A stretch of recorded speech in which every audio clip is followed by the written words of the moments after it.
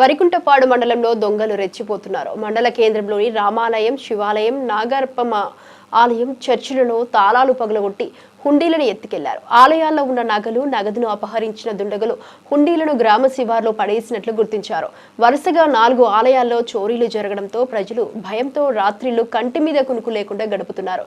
సమాచారం అందుకున్న పోలీసులు ఘటనా స్థలాలకు చేరుకొని విచారణ చేపట్టారు. ఆలయాల్లో భద్రతా ఏర్పాట్లపై భక్తులు ఆవేదన వ్యక్తం చేస్తున్నారు.